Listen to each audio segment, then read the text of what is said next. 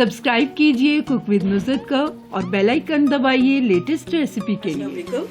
आज हम बहुत ही डिलीशियस, बहुत ही मज़े का बादामों का शरबत बनाने वाले हैं, जो कि हमारे एक बहुत ही अच्छे सब्सक्राइबर हैं नानो शेफ, उनकी फरमाइश पे हम बना रहे हैं। इसके लिए मैंने बादाम लिए 200 ग्राम, चीनी ली है मैंने 500 ग्राम, 5 ग्राम इलायची है मेरे पास। वैसे देखें तो ये 15 से 20 के करीब है छोटी इलायची। इन्हें मैंने पानी में भिगो के रखा हुआ है। 3 ग्लास में पानी का यूज़ करूँगी। तो चलिए सबसे पहले हम बादामों को ब्लेंडर में डाल के ब्लेंड कर लेते हैं। ये ब्लेंडर में मैंने बादाम की जो गिरियाँ थी मेरे पास, जिन्हें मैंने रात भर भिगो के रखा हुआ था और छील लिया है, वो डाल दिए मैंने। ये इलायचियाँ भी हम इसमें ऐड कर देंगे।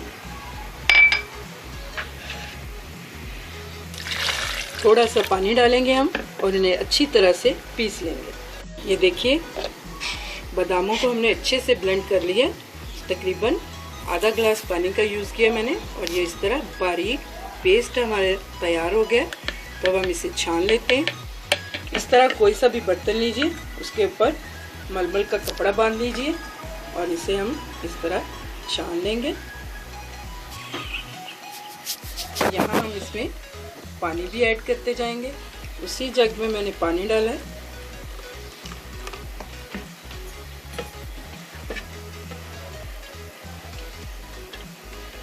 इस तरह मुसलसल चम्मच हिलाते हुए हम इसे छान लेंगे। ये देखिए ये सारा हमारा दूध जैसा लिक्विड रेडी हो गया। ये बादाम वो मैंने 3 ग्लास जो पानी थे आहिस्ता आहिस्ता इसमें डालते हुए तो इस तरह सारा अच्छी तरह से निचोड़ लिया। लेकिन अभी इसमें से निकल रहा है अच्छा खासा, तो मैं इसमें और पानी थोड़ा सा ऐड करूँगी। इसे साइड पे करते हैं।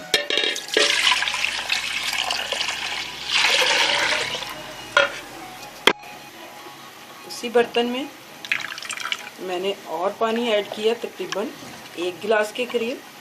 अब हम इस जो पोटली सी है इसको मज़ीद पानी के अंदर इस तरह करेंगे, दबा दबा के हम सारा जो बादामों का असर है वो निकाल लेंगे। वो पानी में आ जाएगा। ये देखिए सारा हमारा जो बादामों का हमने असर निकाला था, तकरीबन 4 ग्लास ये पानी हो चुका है। और दोबारा से मैंने इसमें 1 गिलास डाल के इसे अच्छी तरह से निचोड़ लिया था। ये बिल्कुल खुश्क, अब सिर्फ ये बादाम का वो पाउडर सा रह गया, इसमें असर निकल चुका है। तो चलिए अब पकाना शुरू करते हैं हम बादामों के शरबत को। इसमें हम चीनी ऐड कर देंगे। साथ ही चीनी साफ़ सुथरी होनी चाहिए। जब तक चीनी डिज़ोल्व नहीं हो जाती हम मुसलसल इस तरह चम्मच हिलाते रहेंगे। चीनी हमारी अच्छे से मिक्स हो गई है, तो इसमें मैं 2 पिंच के करीब नमक ऐड करूँगी। मीठे को बैलेंस करने के लिए नमक डालना मुझे अच्छा लगता है, तो मैं हर मीठी चीज़ में थोड़ा सा नमक ज़रूर डालती हूँ, इसलिए मैंने इसमें भी ऐड किया है। इसे हम बस एक उबाल आने तक इसी तरह पकाते रहेंगे।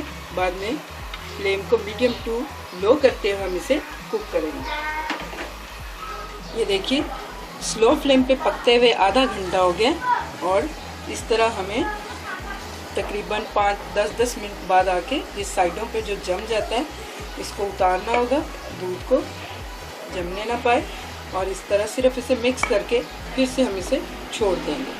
अभी ये बहुत थोड़ा सा गाढ़ा हुआ है और हमें ये गाढ़ा बनाना है इसे, तो गाढ़ा होने तक हम इसे पकाएंगे।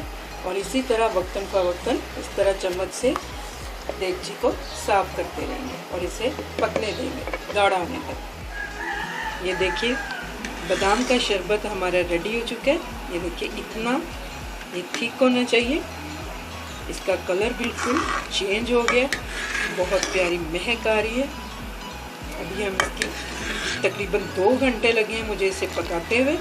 तो फ्लेम को हम बंद कर देते हैं और इसे ठंडा करते हैं। ठंडा करने के बाद हम इसे सर्व करके दिखाएंगे आपको। लीजिए बादाम का शरबत हमारा रेडी टू सर्व है। इसे ठंडा करके इस तरह बोतल में भर लीजिए। बोतल का साफ़ सुथरा होना बहुत ज़रूरी है और खुश्क होना भी। फ्रिज में रखिए, महीनों तक इसे आप यूज़ कर सकते हैं।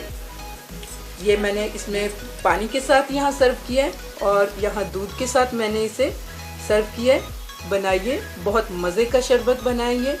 गर्मियों में बहुत फ़ायदा देता है, दिलो दिमाग को ठंडक देता है। खुद पीजिए, अपनी फैमिली को पिलाइए। मेरी रेसिपी को लाइक कीजिए, मेरे चैनल को सब्सक्राइब कीजिए। अल्लाह हाफिज़।